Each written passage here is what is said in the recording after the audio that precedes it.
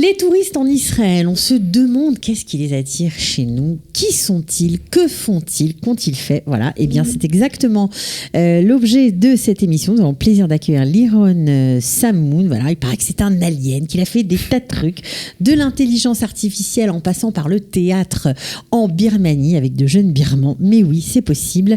Un plaisir de l'accueillir. C'est parti. Bah oui, une petite musique pour vous remettre dans l'ambiance. Ouais. C'était chouette la Birmanie ? Très sympa, une très bonne expérience. Ouais. Voilà, vous avez quand même un parcours incroyable. Vous êtes né à Troyes, vous avez grandi à Troyes et vous avez fait des tas de choses. Vous avez beaucoup voyagé. Ouais. C'est quoi ? Il y a un air spécial là-bas dans cette ville ?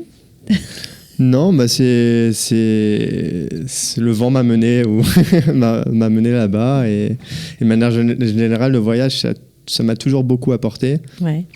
Et des rencontres et c'est vrai que d'un point de vue personnel aussi, d'un point de vue développement personnel, c'est quelque chose d'assez chouette. Ouais, de voyager. Ouais, totalement. Alors, vous avez fait des super études, notamment associées à Antipolis, spécialisées, on va dire, dans l'intelligence artificielle. Tout à fait. Voilà, ça fait rêver déjà, rien que le titre. Oui, le nom est un peu sexy, ouais. Vous avez fait plein de choses différentes dans ce domaine-là, notamment de l'odométrie visuelle. Est-ce que vous pouvez nous expliquer ce que c'est ? Oui, alors l'odométrie visuelle, c'est la localisation en fait dans l'espace, c'est-à-dire que maintenant tous les robots utilisent entre autres de l'odométrie visuelle qui permettent en fait de se localiser dans l'espace lorsqu'ils se déplacent. Plus du mapping ou alors c'est ça, encore autre chose? Le mapping, c'est encore autre chose. Ça s'appelle du SLAM, donc c'est l'odométrie visuelle plus une brique mapping qui permet aussi de reconstruire son environnement en 3D. D'accord, donc vous avez fait ça dans le cadre d'un stage ? Oui, alors c'était mon stage final à Singapour. J'ai fait un stage de 6 mois et je me suis retrouvé à faire de l'odométrie visuelle et du SLAM, quelque chose que je ne connaissais pas du tout auparavant, mais bon, c'est pas grave, hein, ça fait partie du jeu et ça fait partie de l'expérience. Alors pourquoi vous avez choisi Singapour et pas Israël, puisqu'on parle tout le temps de la Startup Nation ? C'est vrai, c'est une bonne question et je me la suis posée. En fait, je voulais bosser mon anglais et Israël, c'est quelque chose que je connaissais déjà parce que j'y vais assez souvent pour voir ma famille. J'ai fait aussi Taglit. Bon, c'est quelque chose que je connaissais bien et je voulais voir un peu autre chose. Et je voulais bosser mon anglais aussi. Et comment j'ai atterri à Singapour ? Pas par choix, parce que je ne savais même pas où c'était Singapour à la base. Pour la petite anecdote, vraiment, enfin, je pensais que c'était dans la Chine, mais en fait, aucun rapport. C'est entre l'Indonésie et la Malaisie. J'ai juste que, comme mon stage de 3 mois aussi, j'ai envoyé plein de candidatures spontanées. Moi, je voulais absolument trouver un truc à l'étranger, donc j'ai envoyé. J'ai atterri à Singapour. Voilà, bon, voilà. C'est pas mal. C'est pas mal pour le coup. Il y a pire, c'était une très bonne expérience. Ouais, c'était vraiment chouette. Alors, vous avez fait plein de choses, on y reviendra, mais vous qui connaissez bien Israël, justement, comment vous voyez ce pays, puisque vous y venez, j'imagine, depuis que vous êtes petit, comment vous voyez ce pays évoluer en tant que touriste ? Comment ça vous parle aujourd'hui ? C'est une bonne question. Alors, je sais pas, je suis plutôt attaché. En fait, Israël, c'est toujours été pour moi au début un endroit où je pouvais être bien avec ma famille. Voir ma famille, c'est quelque chose d'assez familial et aussi, surtout, d'un point de vue judaïsme. Oui, d'un point de vue de votre judaïsme. Oui, le judaïsme. Mais c'est vrai que là-bas, c'est ici, pour le coup. C'est ici. Oui. C'est un endroit formidable où on trouve vraiment de tout. Et bon, c'est quelque chose c'est un endroit où je me sens bien. On se sent bien quoi ? En tant que juif, en tant que juif pratiquant, en tant qu'homme juif, en tant que quoi ?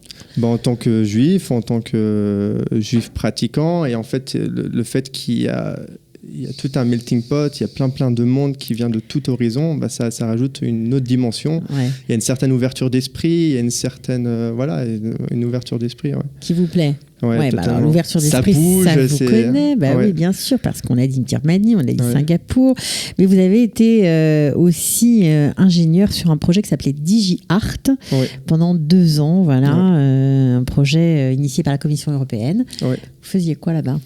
Alors, je faisais, en tout cas, on travaillait avec plusieurs partenaires qui étaient dans différents pays d'Europe. Et ma tâche, je devais faire la reconnaissance d'objets 3D. Ok. Donc, globalement, j'avais un iPad, j'avais un capteur qui permettait de récupérer des informations de distance. Grâce à ces informations de distance, on peut les transformer, on peut reconstruire l'objet. Ok. Et ensuite, une fois qu'on a reconstruit l'objet en 3D, on peut faire du traitement dessus. Et en l'occurrence, nous, c'était de faire du matching et de la reconnaissance visuelle à partir de ce nuage de points en 3D. Donc, c'est-à-dire, par exemple, si je scanne une tasse, je veux pouvoir savoir que c'est effectivement une tasse et je veux pouvoir voir toutes les tasses qu'il y a dans ma base de données. Bon, là, c'est un cas avec une tasse, des objets courants, mais en tout cas, on travaille avec des archéologues et on voulait faire ça avec des objets qui soient plus dans le contexte de l'archéologie. Ouais, des objets donc anciens. Des vases, ça peut être des crânes, des choses comme ça, quoi. Ouais. C'est pas tout à fait pareil, mais bon, oui. On comprend l'idée. Voilà, l'idée, c'est donc, ça. un projet, vous avez travaillé avec des gens en Suisse, à Liverpool, en Grèce. Donc, ça touche encore votre goût du voyage. Pour le coup, ça a permis de voyager, de rencontrer d'autres personnes, de voir d'autres façons de voir les choses et d'autres façons de travailler. Et il faut aussi parler anglais. Et c'est chouette. Alors justement, quand vous êtes en Israël, vous qui adorez rencontrer des gens nouveaux, des personnalités nouvelles, qu'est-ce que vous faites ? Qu'est-ce que je fais ? C'est une bonne question. Pendant l'été, vous faites quoi ? Ça dépend en fait. Là, en l'occurrence, je travaille un peu sur des projets. Après, sinon, je me balade, j'aime beaucoup marcher. Je vois ma famille. Alors, ça, pour vous le coup, marchez où ? Parce qu'il faut nous donner des tips. Hein. Vous allez avoir plein de touristes qui vont vous suivre. Hein. Non, pour le coup, en fait, je suis peut-être pas forcément la bonne personne pourquoi ? Parce que moi, je marche et je me laisse aller. En fait, j'ai pas dans la ville sans avoir de plan, quoi. Ouais, ça c'est la meilleure façon. J'aime bien. En tout cas, c'est quelque chose que j'apprécie. Et après, c'est la meilleure façon de découvrir une ville ? Ouais, c'est ce que je fais à chaque fois d'ailleurs quand je débarque dans une autre ville, je marche et je vois où est-ce que ça me mène. Bon, après, dans les limites du raisonnable, hein, par exemple, faut pas faire ça au Brésil ou à Rio. Non, ça c'est clair, mais bon, ici vous pouvez le faire tranquillement. Surtout ici, sans problème. En Birmanie, c'était sans problème. En Espagne, sans problème. Enfin, bon, il y a des endroits comme ça. Et bon, en Israël, comme je te l'ai dit tout à l'heure, j'ai beaucoup de famille, donc je passe beaucoup de temps aussi en famille. C'est l'occasion de les revoir. Les cousines. Exactement, mes tantes, mes oncles. Je crois que tu as une sœur ici aussi. Et oui, une sœur qu'on connaît bien. Voilà, Gila, la fameuse Gila. On la salue, la petite Gila. Alors, donc tu profites d'Israël. Est-ce que ça pourrait être une option après tous ces voyages que tu as fait avec ton métier, en fait, ici, il y a du boulot. Est-ce que ce serait une option de venir s'installer ici ? Totalement, j'y pense. Ouais. J'y pense. Pourquoi ? Déjà pour l'expérience, pour voir parce que c'est vrai que je connais Israël que d'un point de vue un peu du coup touriste et donc j'ai pas eu l'occasion de vraiment vivre sur le territoire et donc déjà ça pourrait être une première expérience de voir comment ça fait de vivre en tant qu'Israélien. Travailler aussi le monde du travail. Voilà, c'est ça, complètement. Donc, je la connais pas, cette partie-là. Elle serait intéressante. J'ai aussi envie de développer mon hébreu, progresser en hébreu. Et vu qu'Israël aussi il se débrouille énormément bien sur le domaine de la technologie, je me suis dit pourquoi pas. Enfin, il y a pas mal de choses à faire et ça pourrait être surtout. Enfin, moi, je recherche un cadre dynamique. Et je sais qu'en Israël, il y aura ce dynamique-là. Ça veut dire quoi dans ta bouche, un cadre dynamique ? Ça bouge, ça échange des idées. C'est pas genre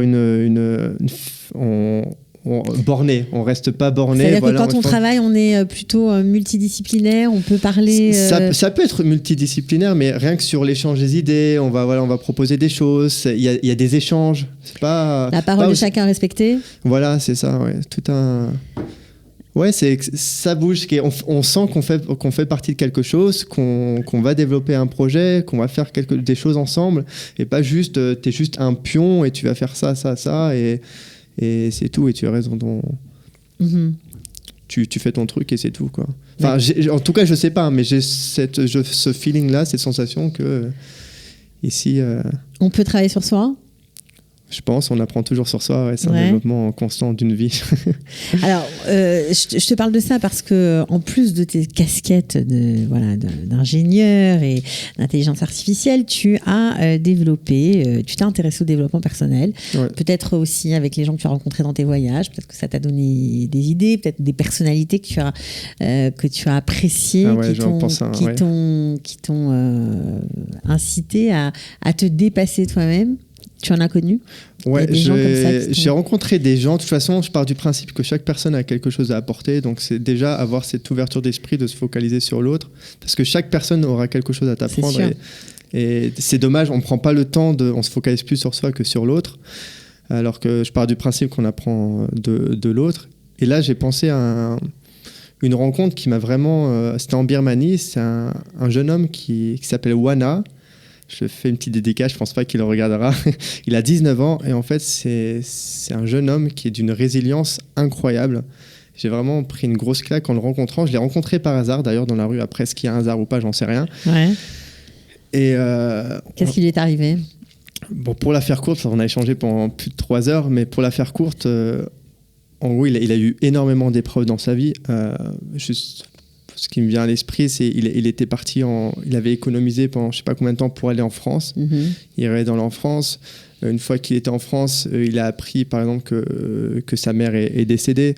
Il ne pouvait pas forcément revenir. Dès qu'il est revenu, son père s'est échappé avec sa sœur. Et il s'est retrouvé sa copine a cassé avec lui. Quelque temps après, il y a une énorme inondation qui a inondé tout son... Ouais, donc il était... Vraiment. Et il a trouvé cette force, il a dit moi je reste toujours positif, je reste toujours souriant et j'évite de parler forcément de mes problèmes aux autres parce que on doit toujours avancer, et quand on avance il se passe toujours des trucs, il y a toujours des choses qu'on peut faire pour améliorer sa situation personnelle. Alors j'ai envie de crier, j'ai envie de pleurer, j'ai envie de faire plein de choses, je m'en empêche pas bien sûr, mais je suis dans cette optique d'avancer et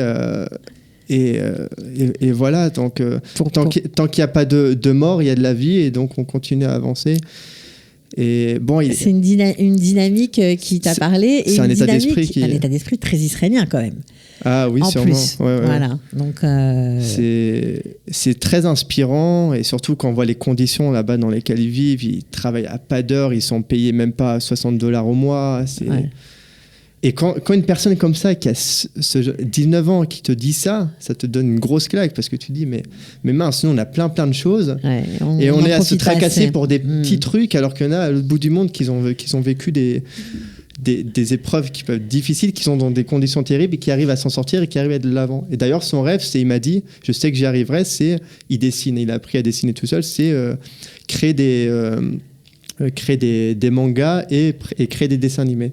Ouais, donc ça t'a parlé. Ouais, enfin c'était une rencontre inspirante. Et il y en a plein comme ça, des gens comme ça. Il y a toujours un petit côté inspirant. C'est ce qui est chouette dans les voyages. Ouais, entre autres. Ouais. J'espère que tu vas bien profiter de tes vacances. Tu vas rencontrer peut-être plein de personnalités très inspirantes, que tu vas nous revenir. Qui sait, pour poser tes valises définitivement.